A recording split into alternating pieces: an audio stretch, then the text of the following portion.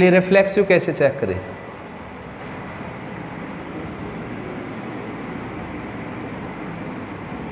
अब तक reflexive check करने का जो अपना काम होता था वो ये होता था, या तो हम ये दिखाते थे या फिर ये दिखा सकते हैं आप,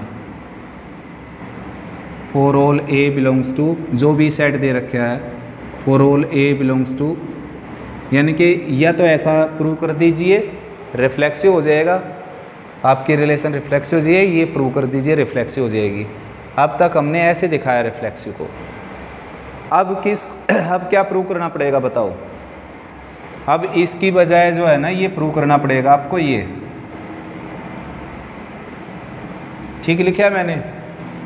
नहीं, ये नहीं प्रूव करना पड़ेगा, ये प्रूव करना पड़ेगा।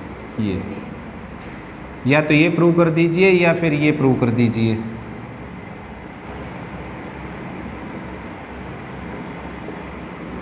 ठीक है, एक ही बात हम ये करेंगे, मतलब जैसे इसमें किया था, इस तरफ जो लिखा हुआ है वही उस तरफ लिखना आपने।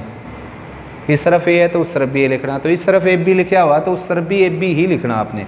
ए लिख दूंगा तो केवल वो उन केस के लिए प्रूव हो जाएगा जिसमें ए और बी इक्वल होंगे, और ये सभी के लिए हो जाएगा प्रूव जिसमें ए और बी इक्वल हों या ना हो, सभी के लिए हो जाएगा। तो स्टार्ट करते हैं रिफ्लेक्सिव के लिए, इसको चेक करते हैं रिफ्लेक्सिव है नहीं। Let A B related to A B, या तो लेट कर लीजिए इसको या लिख कर चल पड़िए, if A B related to A B. तो अगर ये रिलेशन में है तो क्या लिखूंगा मैं? एक्सट्रीम का प्रोडक्ट और इंटीरियर का प्रोडक्ट। ये तो इक्वल नहीं आया भाई, क्योंकि एक तरफ ए बी लिखा हुआ है, दूसरी तरफ बी ए। अगर बी ए बी के इक्वल हो तो फिर तो ये इक्वल हो सकते हैं, और बी ए को ए बी आप लिख सकते हैं, क्योंकि नेचुरल नंबर जो होते हैं वो कम्यूटेटिव होते हैं प्रोडक्ट में। तो इस बी ए को हटाकर आप यहाँ पर लिखिए ए बी। रीजन डाल दीजिए, since natural number are commutative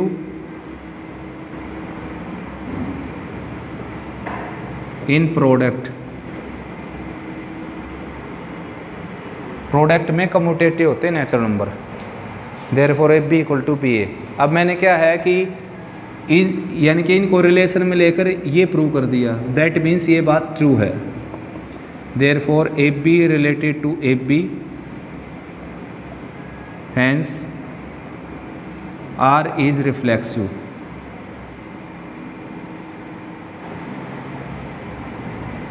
for all A B belongs to natural number. ठीक है ना, ये हो गया रिफ्लेक्सिव प्रूफ। यानी कि आर के इस तरफ लेफ्ट में जो एलिमेंट है, राइट में भी वही सेम एलिमेंट है, तो दोनों एक दूसरे से रिलेट होते हैं, तो रिफ्लेक्सिव हो गया। सिंपल सी बात है बिल्कुल। अब चेक करना है सिमेट्रिक।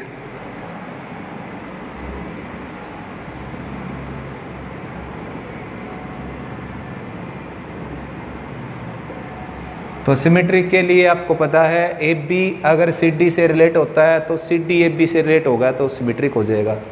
तो मैं लेट करके चल पड़ा कि भाई ए बी जो है वो सी डी से रिलेट होता है, ए बी सी डी से रिलेट होता है, लेट कर लिया मैंने। ठीक है ना, तो ये अगर रिलेट होगा तो मैंने ये क्या लिख रखा है, if and only if. That means अगर ऐसा तो ऐसा हो जाएगा और ऐसा तो ऐसा हो जाएगा। तो अगर ऐसा है तो फिर ऐसा हो जाएगा ना। तो अगर ये रिलेशन में है तो ए डी किसके इक्वल हो गया? बी सी के इक्वल। और सिमेट्रिक प्रूव करते समय इसको लेट करके क्यों चला मैं? सिमेट्रिक में ऐसा होता है कि ए बी है तो बी ए बी होना चाहिए उसमें, तभी सिमेट्रिक होता है। पिछले रिलेशन में हमने किया था। तो भाई लेट करके इसलिए चला कि जो एलिमेंट रिलेशन में है ना उसी का रेसिप्रोकल ढूंढना आपने। जैसे कि एक आम रिलेशन की बात करूँ मैं तो 1 4 इसमें तो 4 1 आपने ज़रूर ढूंढना है इसमें। 3 5 है उसमें तो 5 3 ज़रूर ढूंढना है उसमें। अब आप ढूंढने लग जाओ इसमें 6 1, तो 6 1 क्यों ढूंढोगे आप जब इसमें 1 6 ही नहीं है? तो सबसे पहले तो कोई उसमें है उसी का रेसिप्रोकल ढूंढना आपने। ठीक है ना, तो इसलिए मैंने लेट कर लिया कि ये उसमें है, तो अब इसका रेसिप्रोकल ढूंढना मेरे को। अगर मिल गया तो क्या हो जाएगा? सिमेट्रिक। तो करते हैं भाई स्टार्ट। क्या है कि मैं क्या कर देता हूँ, देखो BC को मैंने लेफ्ट में लिख लिया, AD को राइट में लिख लिया। क्या ऐसा कर सकता हूँ? क्योंकि एक इक्वेशन की लेफ्ट राइट को इंटरचेंज कर सकते हो, कुछ फ़र्क नहीं पड़ेगा उसके ऊपर। ठीक, अब देखो आप क्या है कि रटने की और पजल होने की ज़रूरत है नहीं बेटा, रफ में आप ऐसा कर सकते हो। देखो आपने ये प्रूव करना है, ये प्रूव करना आपने, क्योंकि आपके पास क्या है AB रिलेटेड टू CD है और आपने प्रूव करना है ये। तो ये प्रूव करने के लिए क्या प्रूव करना पड़ेगा आपको? CB is equal to DA prove करना पड़ेगा। CB और DA बराबर हो गए ना, तो ये रिलेशन को ऐसे लिख सकते हो आप। तो मेरे को CB और DA इक्वल दिखाना है, तो यहाँ पर BC को मैंने लिख दिया CB और AD को लिख दिया DA, और रीजन सेम डाल दूंगा जो यहाँ पर डाला था, ये वाला reason, same to same, since natural number are commutative in product. अब इसको मैं देखूँ, इसको मैं देखूँ, तो इस लाइन का मीनिंग है ये है कि अगर ऐसा है तो ऐसा हो जाएगा, और ऐसा मिल जाए ना आपको, ऐसा मिल जाए यानी कि इन दो का प्रोडक्ट इन दो के प्रोडक्ट के इक्वल मिल जाए, दैट मीन्स इसको आप फर्स्ट रिलेशन का जो एलिमेंट है उसके फर्स्ट कंपोनेंट पर लिख सकते हो, इसको इसके फर्स्ट कंपोनेंट पर, और इन दोनों को सेकंड कंपोनेंट पर लिखकर और उसको रिलेट कर सकते हो, क्योंकि ये कंडीशन कोई पूरी कर देगा। तो अब मैंने क्या किया, देखो मैंने लिख दिया कि C और B, ठीक है ना, यहाँ पर D और A ये रिलेशन में आ गए। अगर इन्होंने ये कंडीशन पूरी कर दी तो ये कंडीशन पूरी कर दी तो ये रिलेशन में आ गए, बस सिमेट्रिक हो गया। Therefore R is symmetric.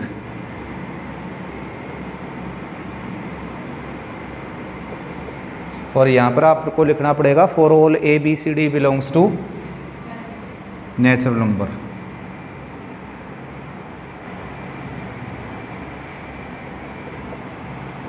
Next है ट्रांजिटिविटी। अब चेक करना आपने ट्रांजिटिव।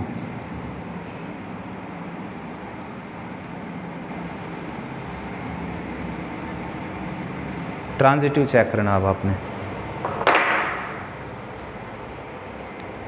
तो ट्रांजिटिव के केस में हम लेकर चलेंगे AB रिलेटेड टू CD,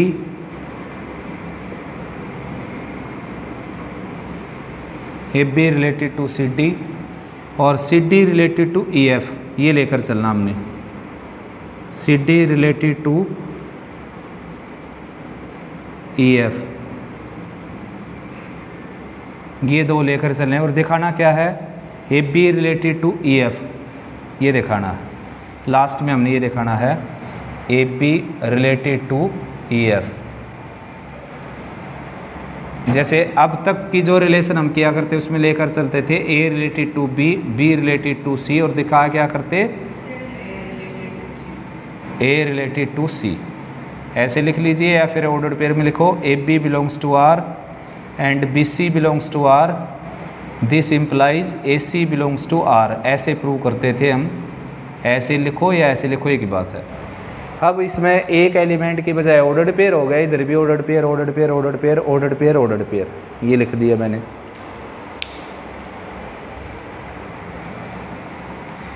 तो भाई AB रिलेटेड टू CD लेकर चलता हूँ मैं, तो अगर ये रिलेशन में है बेटा तो क्या हो जाएगा, AD is equal to BC, ये इक्वेशन फर्स्ट हो गई।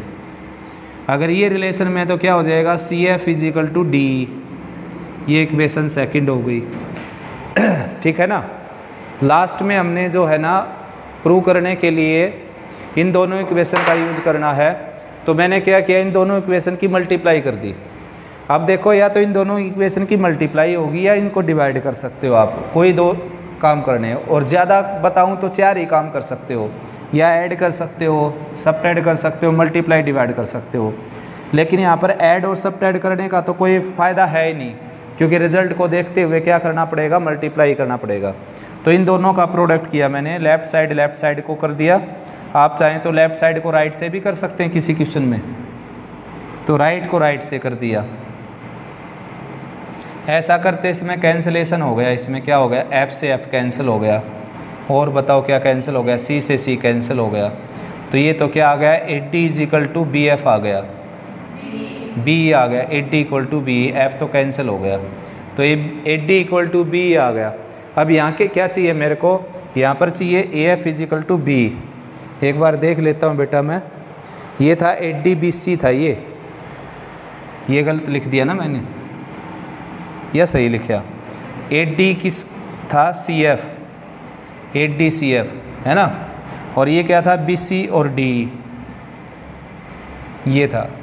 मेरे को चाहिए इसमें AF और B चाहिए, तो C से C कैंसिल हो गया और D से D है ना, F कैंसिल नहीं हुआ था, तो AF किसके इक्वल आ गया, B के, बस इसी की ज़रूरत थी मेरे को। अब अगर ये प्रोडक्ट इक्वल है तो मैं इनको लिखता हूँ एक्सट्रीम प्लेस पर, देखो एक्सट्रीम प्लेस पर लिख सकता हूँ मैं इनको। यहाँ पर क्या चाहिए मेरे को, AF है ना, तो इनको एक्सट्रीम प्लेस पर लिख दिया देखो मैंने, और इन दोनों को इंटीरियर प्लेस पर लिख दिया। यानी कि अगर ऐसा है तो ऐसा हो जाएगा, तो ऐसा है तो ऐसा हो जाएगा भाई। तो AB रिलेट किससे कर गया, EF से, तो लास्ट में लिखो for all ABCDEF belongs to natural number, for all ABCDEF belongs to natural number, therefore R is transitive, R transitive हो गया, ठीक है ना। बढ़िया क्वेश्चन है, बिल्कुल बहुत ही अच्छा। दोबारा बताऊं, दोबारा बता देता हूं, देखो ध्यान से। क्या है कि n क्रॉस n का सबसेट है, दैट मीन्स ABCD क्या है, नेचुरल नंबर, और कोई भी दो ऑर्डर पेयर जब रिलेट होंगे, जब उन दोनों का बाहर वालों का प्रोडक्ट अंदर वालों के प्रोडक्ट के इक्वल हो जाए, ठीक है ना।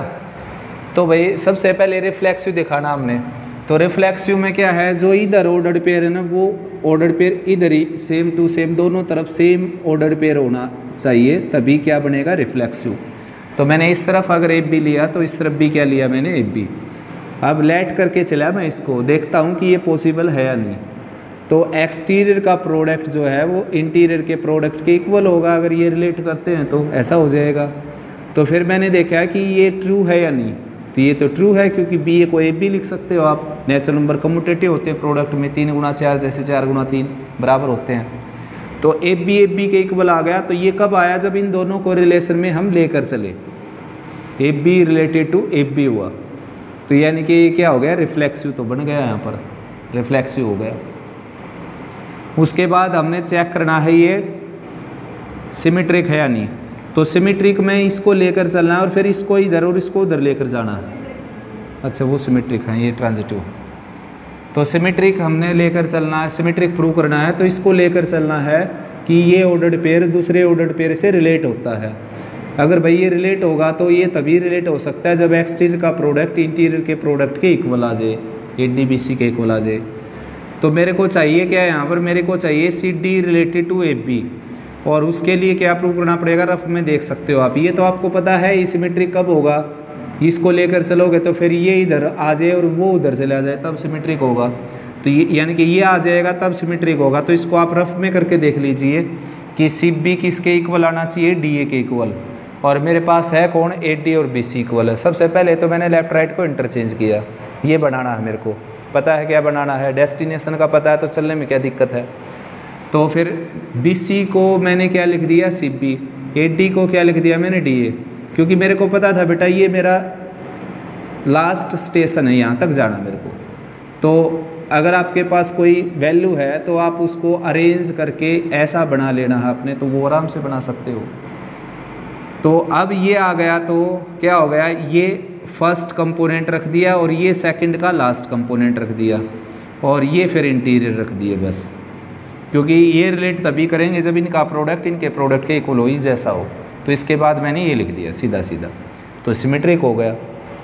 ट्रांजिटिव में क्या लेकर चलना है, ये एलिमेंट लेकर चलना आपने, ये यानी कि ये आपस में रिलेट करते हैं और ये आपस में रिलेट करते हैं, AB रिलेटेड टू CD, और फिर जो यहाँ लिख रखे ना वही सेम लिखना आपने यहाँ पर, और ये अपने पास से लिखना है E and F be any natural number, यहाँ लिख सकते हो where E and F are any natural number, यहाँ पर आप लिख सकते हो ABCD are natural number, यहाँ लिख सकते हो E and F are any natural number। तो ये दोनों एक दूसरे से रिलेट मैं लेकर चला, तो इन दोनों का प्रोडक्ट जो है वो इन दोनों के प्रोडक्ट के इक्वल हो गया। इन दोनों का प्रोडक्ट इन दोनों के प्रोडक्ट के इक्वल, इन दोनों का प्रोडक्ट इन दोनों के प्रोडक्ट के इक्वल। ये इक्वेशन फर्स्ट, ये सेकंड, दोनों की मैंने मल्टीप्लाई कर दी। मल्टीप्लाई कर दी तो कैंसिलेशन के बाद ए एफ किसके इक्वल आ गया, बी के इक्वल। ठीक है ना, ए एफ आ गया बी के इक्वल। अब मेरा टारगेट क्या है, मेरा टारगेट यही तो था। मैं इसी से देखता हूँ कि ए एफ अगर बी के इक्वल है तो क्या हो जाएगा। देखो इसका जो एलिमेंट है वो यहाँ ले लिया मैंने, और इसका एलिमेंट यहाँ ले लिया मैंने। एक्सटीरियर लेने होते हैं ना ये, और ये इंटीरियर लेने होते हैं, ये इंटीरियर ले लिए मैंने ये। तो ये तो A B related to C D हो गया, यही तो प्रूव करना था, है ना। A B related to C D लेकर C D related to E F लेकर और इन दोनों को रिलेट करवाना था। तो ये रिलेट तभी होंगे जब ऐसा आ जाएगा, और ऐसा आ गया तो A B related to E F हो गया for all A B C D E F belongs to natural number, और आर क्या होगी, ट्रांजिटिव। आया समझ में, पक्का? ठीक है, आपको भी समझ में आ गया।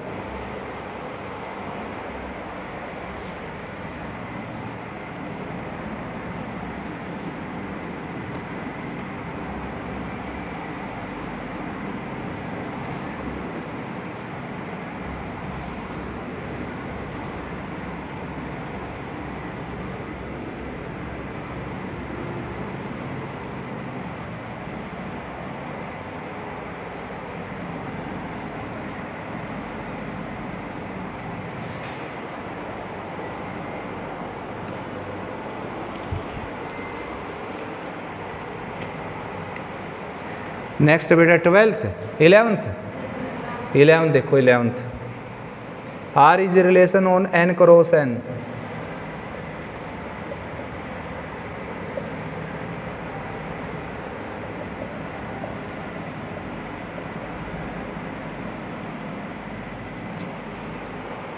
Defined by A B related to C D, A B related to C D, if and only if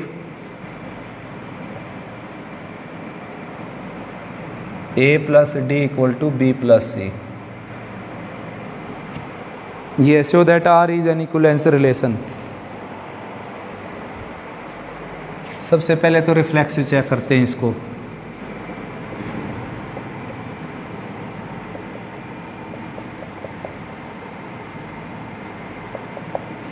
तो भाई रिफ्लेक्सिव में क्या करना है आपने, A B related to A B prove करना है, ठीक है ना। तो इसको मैं लेट करके चल पड़ा, A B related to A B. तो फिर क्या है कि इसका रूल ये है रिलेशन का, सबसे पहली बात तो ए बी सी डी क्या हो, नेचुरल नंबर हो। दूसरी बात कि एक्स टीम का जो सम है वो इंटीरियर के सम के इक्वल हो, जबकि बार प्रोडक्ट था, अब की बार सम है। तो भाई इन दोनों का जो सम है a प्लस बी का, वो b प्लस ए के इक्वल हो।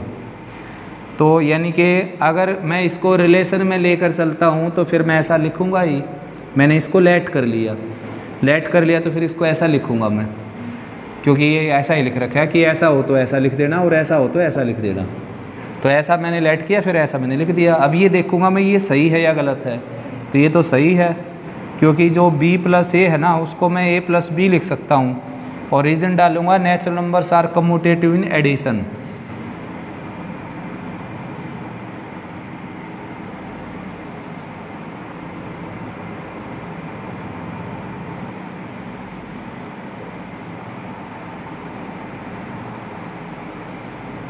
एडिशन में कम्यूटेटिव होते हैं, तो b प्लस ए को आप a प्लस बी लिख सकते हो, जैसे कि 4 प्लस 5 को आप 5 प्लस 4 लिख सकते हो, इसी तरीके से। तो ये दोनों तो बिल्कुल इक्वल होगी, हर कोई बता सकता है, चाहे कोई ए बी को ना जानता हो कि ए और बी क्या चीज़ है, तो इसको देखकर, इसकी शेप को देखकर अपने आप बता सकता है कि ये दोनों इक्वल हैं। बिल्कुल ये दोनों इक्वल हैं, दैट मीन्स ये कब आई हैं, ऐसा लेने से, तो ये ट्रू हो गया। देयरफॉर क्या हो गया, A B related to C D हो गया। Hence R is reflexive, R हो गया रिफ्लेक्सिव। आप चेक करते हैं इसको सिमेट्रिक है या नहीं। ये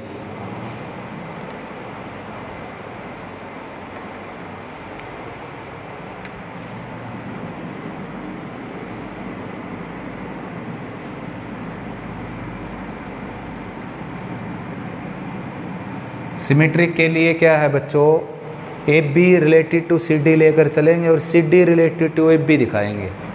तो लेट करना पड़ेगा इसको आपको, let A B related to C D, ठीक है ना, where A B C D are natural number.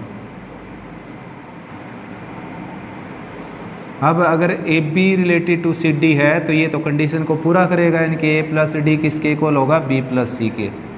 आपने दिखाना क्या है, C D related to A B, आपकी मंजिल है ये C D related to A B, ये लेकर चलना होता है और ये दिखाना होता है सिमेट्रिक के लिए। तो आप इसको रफ में करके देख लीजिए, आपने दिखाना है C plus B equal to D plus A. हाँ, तो क्या करेंगे, इसको b प्लस सी को लेफ्ट में ले आता हूँ मैं और a प्लस डी को राइट में ले लेता हूँ, और इसका कोई रीज़न लिखने की ज़रूरत नहीं है आपको, ठीक है ना, किसी इक्वेशन की लेफ्ट राइट को इंटरचेंज कर सकते हैं। अब आपने यहाँ पर b प्लस सी की जगह c प्लस बी लिखा और a प्लस डी की जगह d प्लस ए लिखा, इसका रीज़न लिखना पड़ेगा, since natural number are commutative in addition. अब अगर ऐसा हो गया तो ये दोनों क्या हो गए, देखो ये दोनों क्या हो गए, एक्सटीरियर हो गए, ये दोनों इंटीरियर हो गए। देखो ये दोनों तो एक्सटीरियर हो गए और ये दोनों इंटीरियर हो गए। इसको देखते हुए ये है तो ये हो जाएगा और ये है तो ये हो जाएगा, मतलब दो का सम अगर इन दो का सम इन दो के सम के इक्वल है तो जो ए बी है वो किससे रिलेट हो जाएगा, सी डी से। सी पहले प्लेस पर चला जाएगा। मतलब क्या है, आपने ये एक थोड़ा सा एक सिमेट्री सी बना लेनी है बेटा इसकी, जैसे कि A B related to C D है तो ऐसा हो जाएगा। ऐसा क्या हुआ, ये क्या है, ये देखना है कि इन दोनों का जो सम है ना बाहर वालों का, ये अंदर वालों के सम के इक्वल हो गया, ठीक। तो इसके बाद तो हर कोई लिख सकता है इसको, ये पहचानना है कि एक्सटीरियर का सम इंटीरियर के सम के इक्वल हो जाता है अगर दो ऑर्डर पे रिलेट होते हैं तो। अब अगर दो नंबर का सम दो नंबर के सम के इक्वल है तो इनके दो ऑर्डर्ड पेयर बना सकते हो आप, और वो आपस में रिलेट हो जाएंगे। और ऑर्डर्ड पेयर कैसे बनाने हैं, जैसे देखो ये तो इसका तो बनाना है फर्स्ट ऑर्डर पेयर और इसका बनाना है सेकंड ऑर्डर पेयर, ये फर्स्ट प्लेस पर लिखना है। अगर दो डिफरेंट नंबर का सम दो डिफरेंट नंबर के सम के इक्वल हो तो ये ऑर्डर पेयर बना सकते हैं, जैसे मैंने बना, देखो मैं यहाँ तक लेकर आ गया इसको। तो मैंने क्या किया, इन दो का जो ऑर्डर पेयर बनाया मैंने, देखो इन दो का सी डी और इन दो का ऑर्डर पेयर बना तो ए को आगे लिखकर बी को पीछे लिख दिया, तो ये आपस में रिलेट हो जाएंगे। अगर ये दो नंबर का सम इन दो नंबर के सम के इक्वल है तो इनसे बने दो ऑर्डर पेयर रिलेट हो जाएंगे। जबकि मैंने ये सीधा सीधा नहीं किया, मैंने रफ में पहले ये लिख कर देखा और ये लिख कर देखा, फिर ये देखा कि इसका रिजल्ट क्या आएगा, कि किसके आने के बाद ये आएगा। तो ये किसके आने के बाद आएगा, सी प्लस बी और डी प्लस ए इक्वल आ जाएंगे तब ये आएगा। इसमें देखकर पता चल गया मेरे को कि ये दो रिलेट कब होंगे, जब इन दोनों का सम इन दोनों के सम के इक्वल हो। ये दो रिलेट कब होंगे, जब इन दोनों का सम इन दोनों के सम के इक्वल हो। क्योंकि मैं ये लेकर चला हूँ, मेरा रास्ता है ये, लास्ट मंजिल है ये दिखाना है, तो इसके लिए मेरे को ये दिखाना पड़ेगा और मेरे पास वैल्यू क्या है, ये है, तो अरेंज कर दिया इसको इसके तरीके से। सिंपल है बिल्कुल, प्रैक्टिस करोगे तो बहुत आसान लगेगा आपको। For all A B C D belongs to natural number, therefore R is symmetric. R हो गई बेटा सिमेट्रिक, ठीक है ना। अब इसको आपने प्रूव करना है ट्रांजिटिव।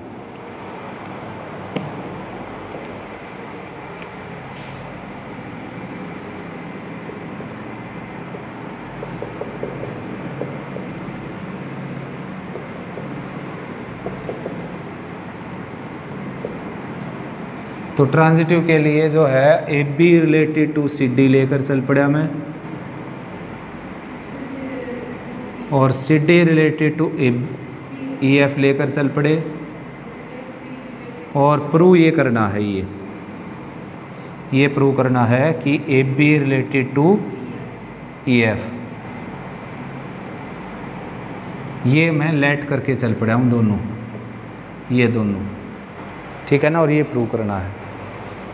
तो भाई अगर ये रिलेशन में आएंगे तो क्या होगा, ए प्लस डी किसके इक्वल होगा, बी प्लस सी के, ये इक्वेशन फर्स्ट होगी।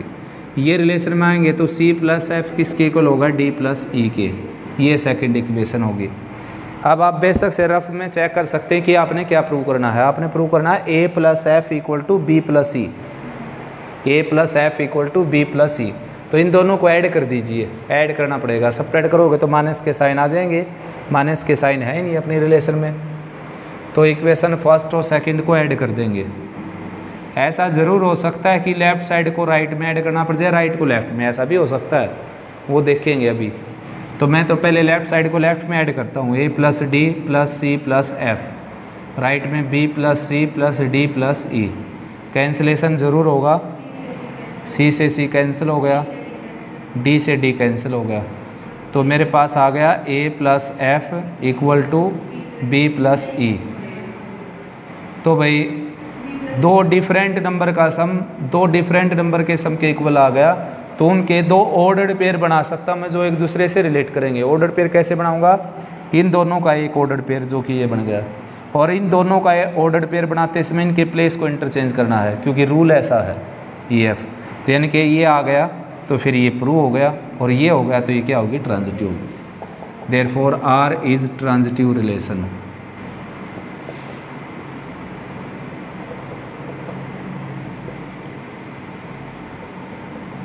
आर ट्रांजिटिव होगी बेटा। यहाँ पर आपने लिखना है for all A B C D E F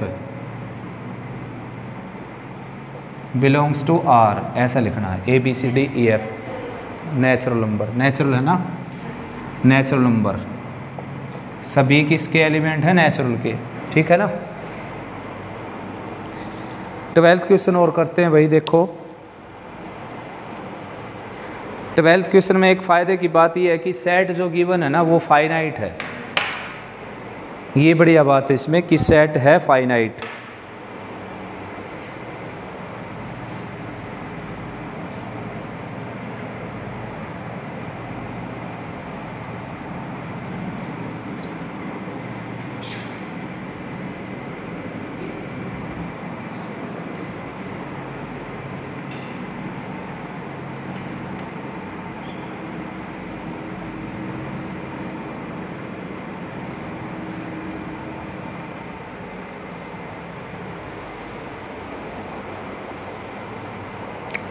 set given है बेटा 1 2 3 4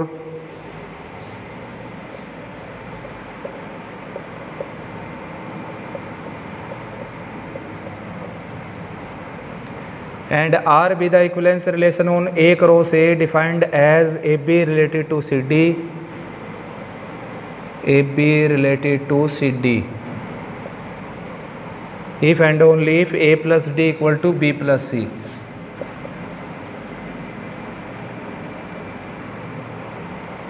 A plus D equal to B plus C. Find the equivalence class of 1 3.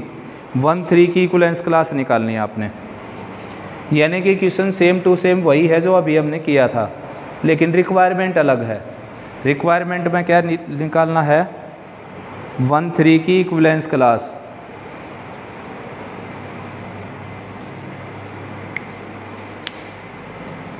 Prove भी करना क्या? Equivalence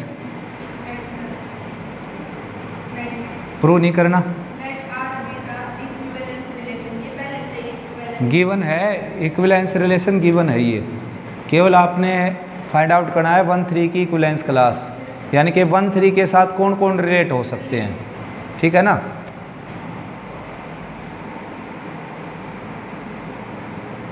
equivalence class of 1 3। किसी किसी बुक में ये जो रिक्वायरमेंट है ये उसी क्वेश्चन में ऐड कर रखी है जो मैंने अभी करवाया था, क्योंकि वही तो सम है, बिल्कुल रिक्वायरमेंट डिफरेंट है, बस उसी में ऐड कर रखी है। तो किसी बच्चे को बुक में ना मिले ये क्वेश्चन तो उसी क्वेश्चन के लास्ट में मिलेगा। 11th था ना वो पहले वाला, हाँ 11th के लास्ट में मिलेगा आपको, ये अलग से रिक्वायरमेंट मिलेगी उसमें, और नई बुक में अलग बना रखा है ये।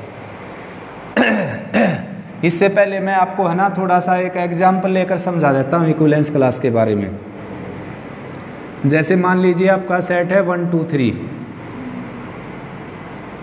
और रिलेशन बनी हुई है सिंगल एलिमेंट की सिंगल एलिमेंट के साथ, जैसे 1 1 1 2 1 4 1 4 तो है ही नहीं, 1 3, उसके बाद 2 1 और 3 2, ये रिलेशन है।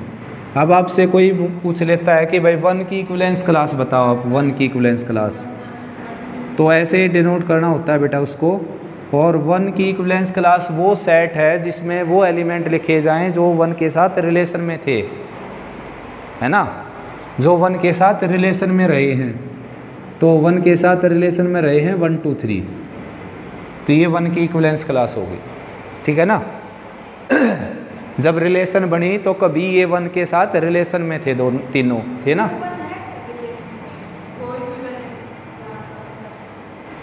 ये मैंने इक्विवेलेंस का एग्जाम्पल नहीं लिया, ये तो मैंने सिंपल एक रिलेशन ली है। 1 2 को हटा देते हैं, अब 2 है रिलेशन में और इसके साथ 2 भी है इसके साथ रिलेशन में, ठीक है ना।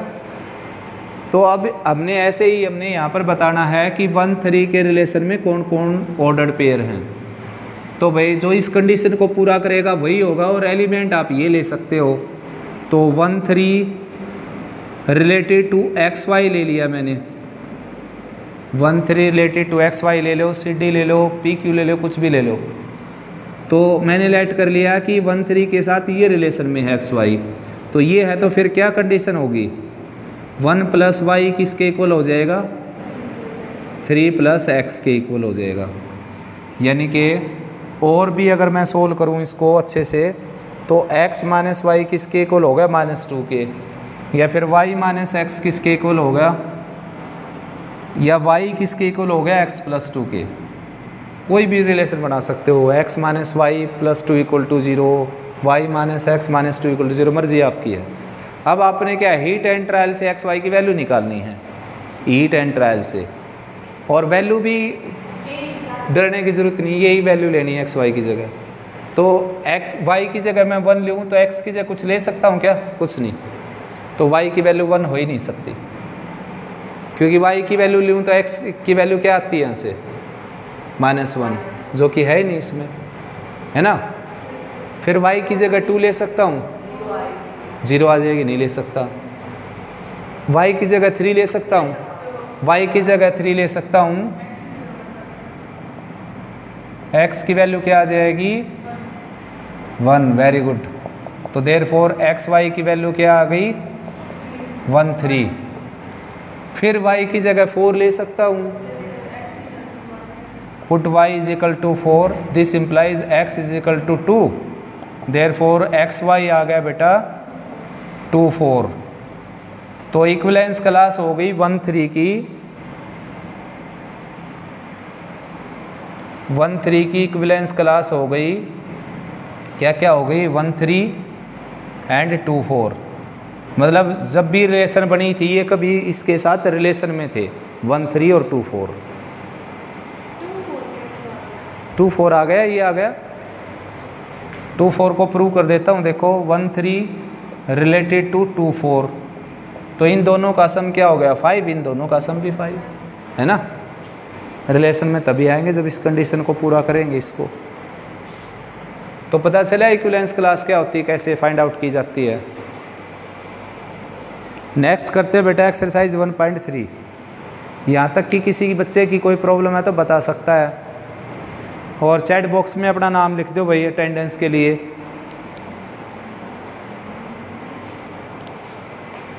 देखते हैं 1.3 किसके, देखो वैसे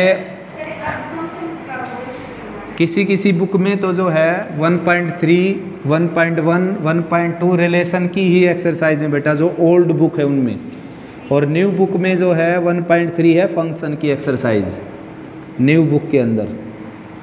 तो डिफरेंट नहीं है कुछ भी किसी भी बुक में, बस ये है कि नई जो बुक है उसमें रिलेशन की केवल 2 एक्सरसाइज बना रखी हैं, और ओल्ड में 3 बना रखी हैं। क्वेश्चन वही हैं, सेम टू सेम आगे पीछे बस। तो 1.3 स्टार्ट करते हैं, फंक्शन। ये है फंक्शन। पहले तो इसकी ऑफिशियल डेफिनेशन दे देता हूँ आपको, मतलब formal. A relation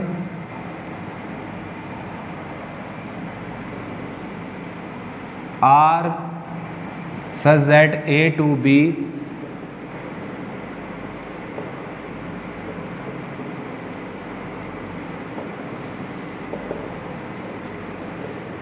is a relation, is function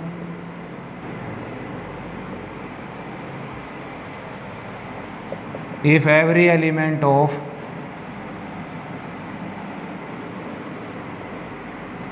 set of domain has a unique image in set of codomain.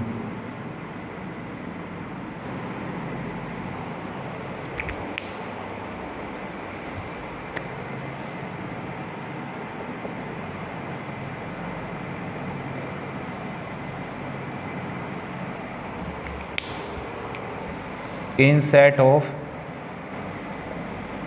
Codomain. बस ये डेफिनेशन, और मैं इसकी डेफिनेशन केवल एक वर्ड से याद रखता हूँ, यूनिक इमेज से। आप भी याद रख सकते हैं, खाली यूनिक इमेज बोल देना, अपने आप समझ जाएगा समझने वाला कि जिसमें यूनिक इमेज हो उसको फंक्शन बोलते हैं। ऐसे रिलेशन जिसमें यूनिक इमेज हो, यानी कि जिसकी भी इमेज है केवल और केवल एक हो, ना एक से कम ना एक से ज़्यादा। तो पहले तो मैं आपको बता देता हूँ इमेज, प्रीमेज, डोमेन, कोडोमेन, रेंज क्या होती है। एक बार दोबारा से एरो डायग्राम से लिखकर मैं बता देता हूँ।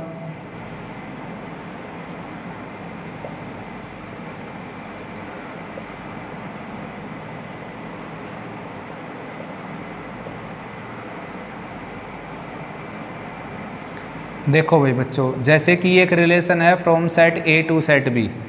रिलेशन में तो कोई रूल रेगुलेशन चलता नहीं, इधर कोई एक एलिमेंट खाली रह सकता है, ना रह सकता है, मर्जी है। इधर खाली पड़ा रहे ना खाली रहे, मर्जी है। कोई एलिमेंट कितने से कनेक्ट हो जाए, मर्जी है। इसका एलिमेंट कितनों से कनेक्ट हो जाए, मर्जी है। सारी क्या है, रिलेशन, ठीक। लेकिन फंक्शन में क्या है कि यहाँ कोई खाली नहीं रहेगा। तो अब फिलहाल हमने बात करनी है डोमेन रेंज की। जैसे अब इसकी डोमेन अगर पूछ ली जाए आपसे, तो डोमेन हो जाएगी इसकी 1 2 3, ठीक है ना। और रेंज अगर पूछ ली जाए तो रेंज हो जाएगी ABC। और भाई कोडोमेन आपसे पूछ ली जाए तो ABCDE। कोडोमेन आपसे पूछ ली जाए तो ABCD और E, ये है कोडोमेन ABCDE। अगर मैं इसको इरेज कर दूं तो अब कोडोमेन भी क्या होगी, ABC, और रेंज भी क्या होगी, हाँ, B पूरा सेट हो गया, रेंज का भी और कोडोमेन का भी, ठीक है ना। B पूरे सेट को कोडोमेन का सेट बोलते हैं। B जो कंप्लीट सेट है उसको डोमेन का सेट, कोडोमेन का सेट बोलते हैं, कोडोमेन का। कोई एलिमेंट कनेक्टेड है या नॉन कनेक्टेड है, तो सभी एलिमेंट कोडोमेन में आ जाएंगे। जबकि रेंज में केवल कौन आएंगे, जहाँ तक रेंज है। जैसे केबल की रेंज होती है कि भाई इस पर्टिकुलर घर तक है, उससे आगे नहीं है, तो रेंज तो यहाँ तक रहेगी ना केवल। लेकिन गांव में तो सारे ही घर काउंट होंगे। कोडोमेन का मतलब है पूरा गांव, तो पूरे गांव में तो सभी घर काउंट हो जाएंगे जितने भी हैं, चाहे उसमें केबल की रेंज है या नहीं है। और रेंज में जहाँ तक रेंज होगी वहाँ तक काउंट होंगे। अब उसके बाद इनको जो है वो प्री इमेज भी बोल देते हैं भाई। पहले इमेज बताता हूँ मैं। इमेज जैसे अपने सामने जो मिरर होता है उसमें जो परछाई आपकी दिखाई देगी वो इमेज होती है, बस। और इमेज ऐसे इकट्ठी नहीं होती। जैसे 3 बंदे खड़े हैं तो तीनों की इमेज यूनिक होगी, अलग अलग होगी, इंडिविजुअली बोली जाएगी। Image of 1 is A, image of 2 is B, image of 3 is C, ठीक। ऐसे ही प्री इमेज होती है। प्री इमेज क्या होती है बताओ। मिरर आपके सामने होगा तो प्री इमेज क्या होगी, हाँ, जो हम है ना, वो इमेज है, उसकी प्री इमेज हम हैं। तो हम भी यूनिक है। जैसे एक इमेज है उसकी प्री इमेज एक ही होगी, ठीक, वो यूनिक होगी, तो इंडिविजुअली बोली जाएगी। Pre image of A is 1, pre image of B is 2, pre image of C is 3। Unique way में बोला जाएगा इसको, ठीक है ना। तो image, pre image, domain, codomain, range सब पता चल गया आपको। अब आगे बढ़ते हैं। उसके बाद अगर मैं ये एलिमेंट डाल दूं यहाँ पर, अब डोमेन बताओ इसकी क्या है।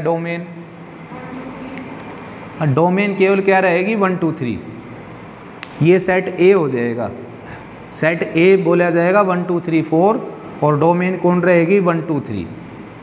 तो ये जो रिलेशन आपके सामने जो लिखी हुई है, ये अगर ऑर्डर्ड पेयर उसमें आ जाए ना लिस्टिंग एलिमेंट में, तो जितने भी ऑर्डर्ड पेयर हैं उनके फर्स्ट कंपोनेंट क्या होते हैं, उनके फर्स्ट कंपोनेंट होते हैं डोमेन, जितने भी ऑर्डर्ड पेयर हो, और सेकंड कंपोनेंट होते हैं रेंज। ठीक है ना, जितने भी कंपोनेंट ऑर्डर्ड पेयर होंगे, जैसे कि मैं इसके ऑर्डर्ड पेयर बनाता हूँ 1A 2B 3C, तो ये जो सेकंड कंपोनेंट है ये क्या हो जाएगी रेंज, और फर्स्ट कंपोनेंट क्या हो जाएगी डोमेन। ठीक है ना, किसी रिलेशन में जो ऑर्डर्ड पेयर हैं उसमें। और एरो डायग्राम में मैंने बता दिया आपको, और डायग्रामेटिकली होगा अगर ऐसे, तो जो फर्स्ट कंपोनेंट होगा, जैसे कि 1A है यहाँ पर, वैसे ही प्लॉट कर दिया मैंने, ये है 2B और ये है 3C। तो जो डायग्रामेटिकली हम बताएंगे रिलेशन अगर आप अपने सामने होगी, तो उसमें जो अवशिष्ट है ना वो डोमेन बन जाएगा, और जो ऑर्डिनेट है वो रेंज बन जाएगी। ठीक है ना, उसके बाद रिलेशन को और किस तरीके से रिप्रेजेंट करते हैं, सेट बिल्डर में। सेट बिल्डर में आप रिप्रेजेंट करते हो जैसे कि R = XY such that X + Y = 4 for all X Y belongs to A। तो इसमें जो XY जो कंडीशन को सेटिस्फाई करेंगे, इसका जो X होगा वो क्या होगा डोमेन, और Y क्या होगा रेंज। तो बेटा आज की क्लास में यहीं तक केवल, ठीक है ना, कल कंटिन्यू करते हैं फंक्शन को। कल समझाएंगे रिलेशन और फंक्शन में क्या डिफरेंस होता है, टाइप ऑफ फंक्शन क्या क्या होती हैं, और उन फंक्शन को कैसे चेक किया जाता है। जैसे रिलेशन को चेक किया हमने, रिफ्लेक्सिव सिमेट्रिक ट्रांजिटिव कैसे चेक होती है, इक्विवेलेंस, ठीक ऐसे ही चेक करेंगे कि 1 1 ऑन 2 कैसे चेक होता है, ऑन 2 इन 2 कैसे चेक होता है, इंजेक्टिव, सरजेक्टिव, बाइजेक्टिव। ठीक है ना, कल कंटिन्यू करते हैं बच्चों।